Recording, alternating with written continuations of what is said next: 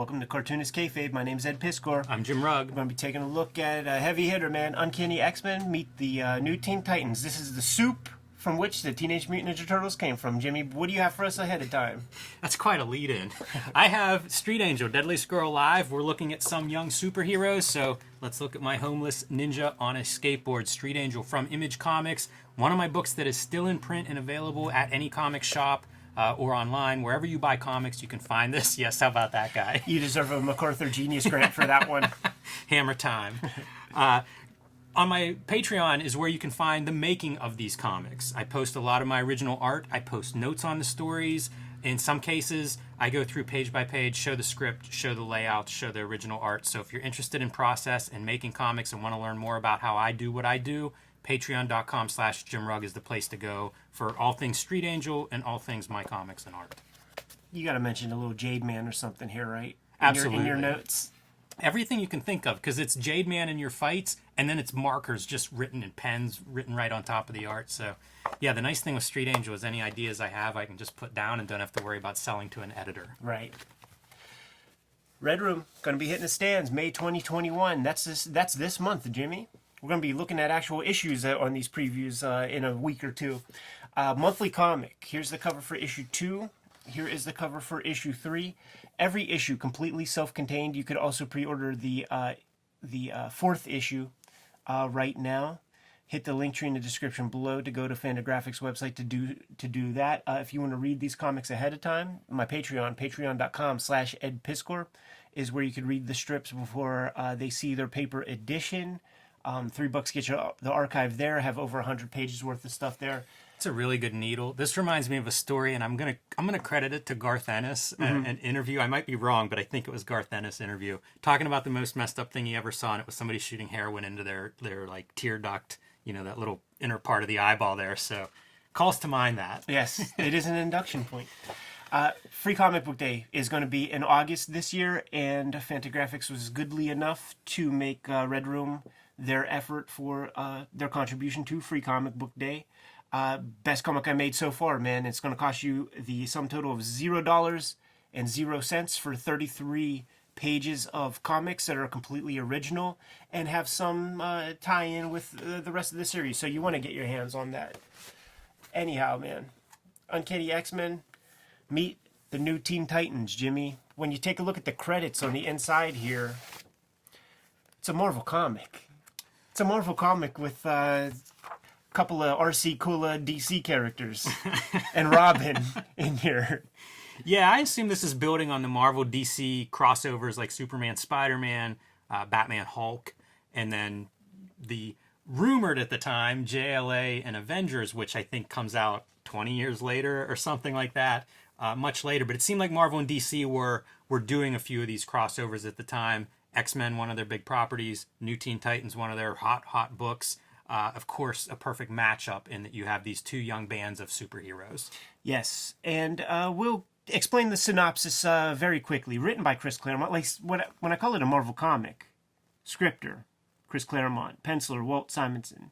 Finisher, Terry Austin. I guess these guys oscillate back and forth because Terry Austin was a George Perez inker for Teen Titans. Orzechowski, lettering. Glennis Ween, colorist. Louise Jones, a.k.a. Louise Simonson, editor. Jim Shooter, editor-in-chief.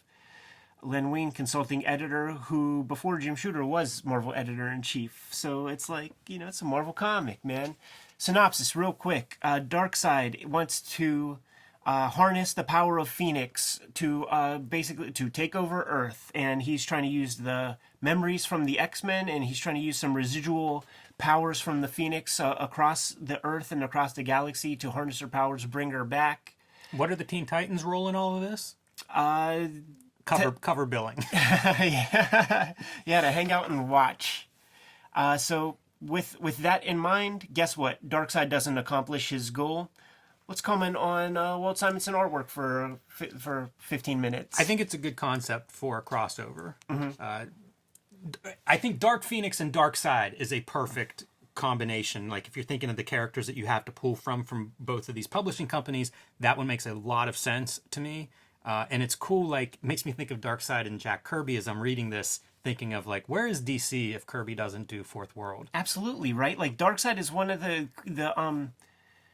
villains that they just use over and over again, and it's like, well, who else do they have? Lex Luthor, a little bald dude. Come on now, Brainiac, Yeah. a green Lex Luthor. It's a huge part of their mythology, and I don't know if they realized it at the time. Have we ever seen a fastball special where Wolverine is in the shape of a ball? Yeah, that's a funny drawing. That whole panel's really great. Simonson's art is a star through this issue, though. Totally, totally.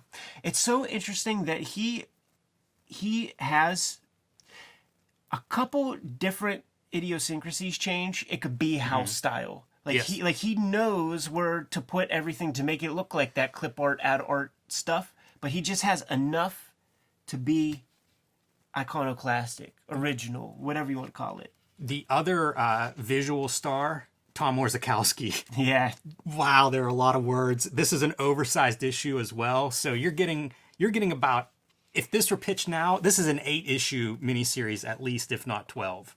There's a lot in here. It adds up to mostly not too much. right. But certainly in terms of words and page count, this is a very dense comic. Look at that for really cool Walt Simonson visuals. Yeah, man. Very important piece, too, man, because this is like this, soul of Jean Grey is going to, like, jump into him. That's going to factor in at the end of the comic.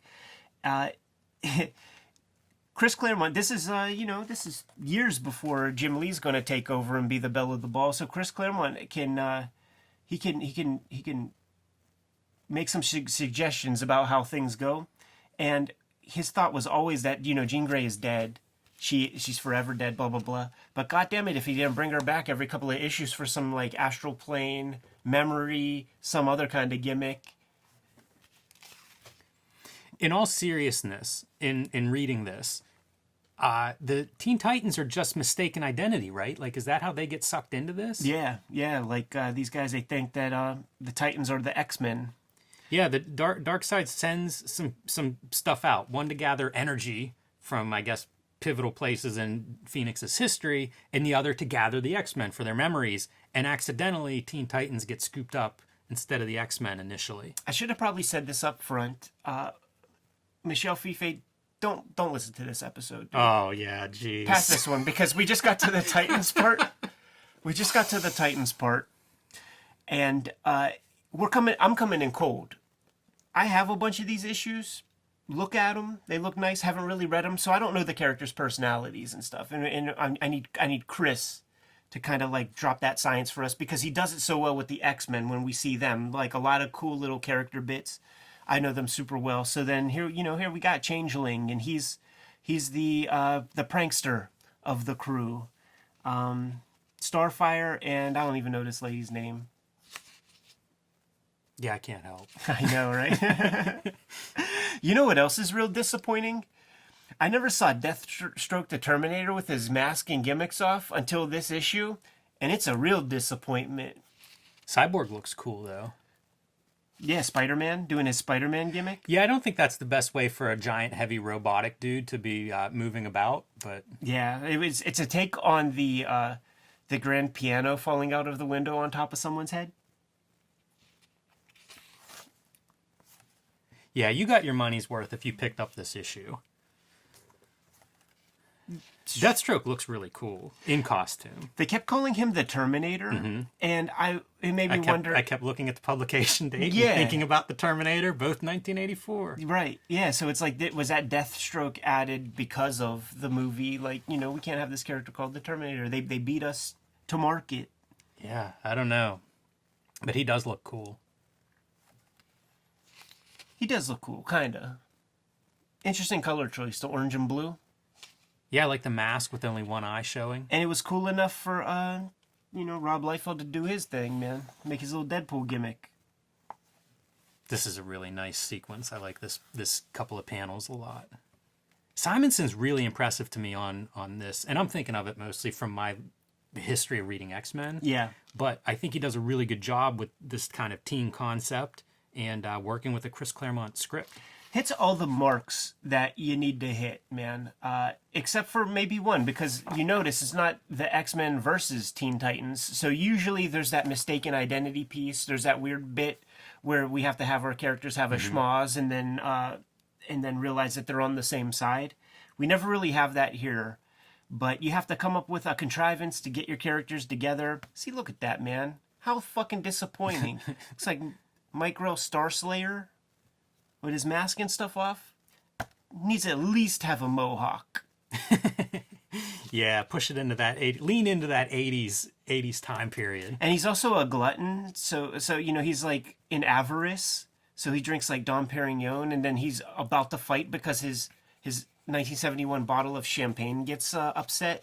Yeah, I think of Richard Marchenko. I don't think he'd be sitting by the pool drinking champagne. Right. I'm sure if I read this as a kid, that would be Dom Perignon. That's how it was for me Tuesday night reading it. When you see this kind of stuff, man, I do imagine that Simonson is laying some stuff down. That feels like it. Right? Because like if you would have said John Workman lettered that, I would believe you. They make sure to call him the Teen Wonder. Teen Titans show up at the X Mansion. Enter the Hunger Dogs. And this is how the mistaken identity thing happens, man. There's that one little bit, and I guess it would be fun for little kids when the Teen Titans acknowledge, like, oh yeah, the Phoenix, like that's those X-Men guys up there, like they might be able to help us. Yeah, that was always the awkward thing with these crossovers. If there wasn't some interdimensional gimmick to explain how they're meeting but don't know each other, but these are all existing in the same world, and that's real weird to read. Yeah, you have to just take it at sort of face value. You see these things every couple of pages, total Simonson strokes. Yeah, that feels like going back to the early Simonson stuff that we looked at in the back of Star Slammer's previous video for anybody watching at home. But you have that tech angle that he would do a lot of in those early pages. It was very sci-fi looking. Still, I don't think they could do full bleed. I think that's about as far as we could get because it looks like a very sharp cutoff right there. Yeah, I didn't even notice that.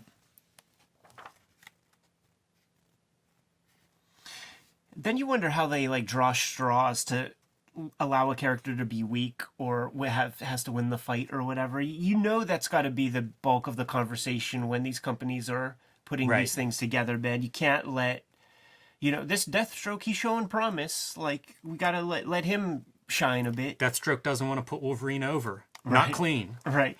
It would be like How do you keep him strong? It'll be like Sable Powerbomb and Stone Cold. That's the end of it. That's the end of the Mark Marrow feud.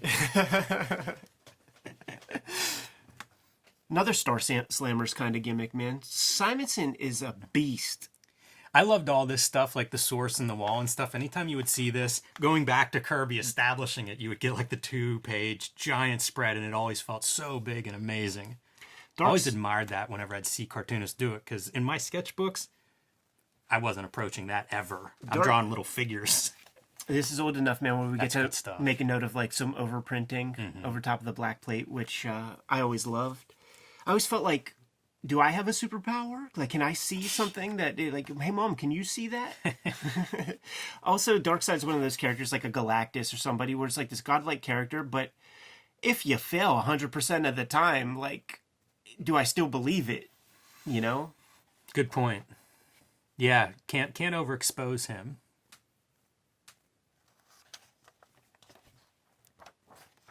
He would also have a funny thing where, like, occasionally you'll get a full body or enough of his body that, like, his head doesn't seem shaped right. Right. It's that bucket head kind of thing. When I saw this, it made me think, like, is this a little bit of a inspiration for, like, a Darth Vader? People have said that before, right? Like going back to the Fourth World stuff. Yeah, I've never really investigated or anything, but this image specifically, I'm like, oh, that's kind of Darth Vader-ish. All that lettering makes me think Todd Klein.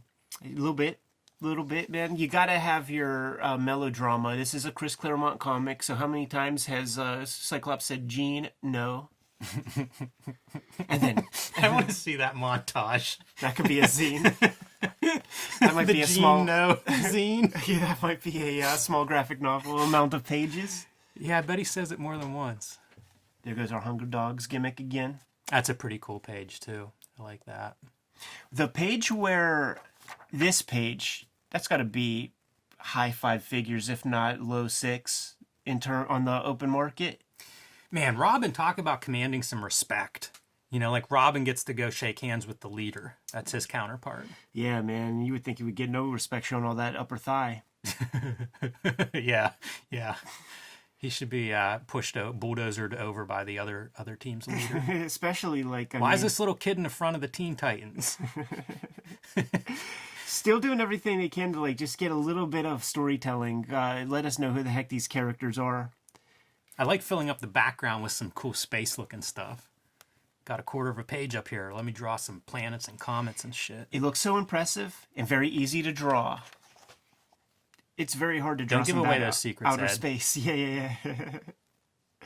So here's where we get into some real interaction. It only took us 40-something pages to get there, right? For it to become X-Men and It took me 2 nights to read this. So we got to set up our relationship dynamics, man. Young Kitty Pryde and young Changeling are, they're interested in one another. You do pair stuff off. The characters with blue costumes, they go hang out, talk Sure. shop. How about that hair lip on Colossus, man? And he should be commenting like, she doesn't like me because I have a hair lip, and she's looking at Changeling now. My feelings are hurt so bad. Changeling turns into a giant version of Lockheed the dragon, and they discover they can merely by thinking while sitting on Metron's chair, they can blink out and go where they want. But they come back, so the idea is that Changeling is going to get everybody to jump on him, going to hold on to Metron's chair, and they're going to send themselves back from whence they came. Another beautiful page. A lot of good ones, man. And then here's, this feels so 80s, man. Big concert in Central Park. Tons of people are out there. We're going to have our final battle. Nobody's going to notice because they're so caught up with Leela Cheney or whoever's playing the... I was thinking Simon and Garfunkel concert in the park there. So after the concert is over, there's going to be a lot of fireworks. Some more screaming no. Yeah. Not so much opportunity to get like these double characters on the page, like Wolverine and Deathstroke. That looks nice. Man, it's tough. That many characters. Yeah. You hear artists talk about like a team book is hard enough to draw. Now you're drawing 2 team books. It's a lot of lifting. And at the time, man, Perez is busy with that JLA Avengers that just didn't see the light of day. But he would have been a good contender for this, man. The Phoenix looks really good. That's a hard thing to draw in my experience. Super hard, man. Like I was always just like taking a look at the best of Byrne to try to figure out how to draw all that amorphous. Basically, anything that doesn't have a hard line is hard for me to freaking draw. Water, fire, smoke, clouds, all of it. Show me a million reference photos. I don't know what I'm looking at. It is weird. Like energy is the basis of like the superhero. It's one of those visual tropes, and it's how do you draw that? Yeah. And you look through comics, you can find a million examples. Like it's sort of been built. You see even in this issue several examples of how he approaches it. But it's a weird thing that you have to draw all the time. All the best guys do have their interpretation of it too. Here's the deal, man. Phoenix jumped into Cyclops' chest, and his optic blast is in the shape of a flaming bird. Of course it is. And Darkseid, unfazed. Still doing his hands clasped behind his back pose. Yeah, in his skirt. That's like Roddy Piper fighting words there. Yeah, man. And this is our like resolution moment. It's like, all right, cool. We survived it. There is a fireworks display at the concert, and then that kind of adds some cover fire for the Phoenix to take Darkseid away. They're very impressed by the Phoenix part of the firework display. Nice grand finale, man. What's that local crew? The Zamboli family or something? Yeah, that sounds right. The Z family who does all the Pittsburgh fireworks. And then, of course, you have everybody's hanging out and making nice and trading stories. Yes. Man, how do you guys exist here in New York with us? And this is the first time we're bumping into each other. Yeah, we I should get lunch sometime. I always wondered who lived in that big building that's a glass T. Yes. And there you go, man. Metron achieved whatever he was trying to achieve, which presumably could be tempering Darkseid for a hot minute. Yeah, it's a pretty forgettable story. Yeah. And I think it's a good idea, but you can only do so much in these crossovers. Talk about like how comics, you can't change the status quo. And these crossovers, you really can't do anything. So, Jimmy, I have a question, man. Like, because both of us, we have our versions, right? Yes. Did this come out in Treasury, or was it like the Treasuries are done, but we still have this work, so we'll put it out in this version? I've never seen this in Treasury. I don't think it came out in Treasury. Okay. Yeah, whenever I said, building on those other Marvel DC crossovers, only because it's Marvel DC, not format. Right. As far as I know. I mean, it may have been intended for it and took a while to finish. You see a cover date on there of 82. I mentioned, I think it was published in 84, I think is the copyright inside. So. Yeah, there was a G.I. Joe Treasury. Yeah. But that might have been one of the last. Yeah, could be. Certainly well beyond the, Batman versus Hulk stuff, which was like late 70s, I think. Mm-hmm. Anyhow, when you get a oddball comic like this, perfect fodder for Cartoonist Kayfabe channel. But the real attraction is Walt Simonson doing his thing. The way that this story was sold, Chris Claremont tells the story often in interviews. He and Wheezy are going back and forth, talking about the possibility of the Titans X-Men crossover when enter Walt Simonson, who says I'd draw that, and then they all put their heads together, start getting busy on it. Anyhow, what do you say, Jim? You ready to bounce? I am. All right, Kayfabers, like, follow, subscribe to the YouTube channel. Hit the bell. We'll notify you when new vids are available. Jimmy, what's out there? Join me on Patreon at patreon.com/JimRugg, where you can see my original art, you can see my process for making comics, and you can download my out-of-print zines and mini comics. Patreon.com/JimRugg. Red Room, issue 1, hitting the stands, May 2021, in a couple of weeks, May 20th, or maybe last week. Depends on when you saw this video. 2 years ago, maybe. Anyhow, you can order or pre-order the comics at my link tree in the description below. It'll take you to the Fantagraphics website. You go on there. As of this recording, there are 4 issues you could order. You want to read those comics ahead of time? Hit up my Patreon, patreon.com/EdPiskor. You could read over 100 pages of Red Room comics at this very moment. And I put new strips up every Tuesday. $3 for it all. Subscribe to the Cartoonist Kayfabe e-newsletter at the links below this video to keep up with everything we have going on and coming out this year. You can find Cartoonist Kayfabe t-shirts and merchandise at the links below this video as well. Jimmy, one less set of marching orders, man. We'll be on our way. Read more comics.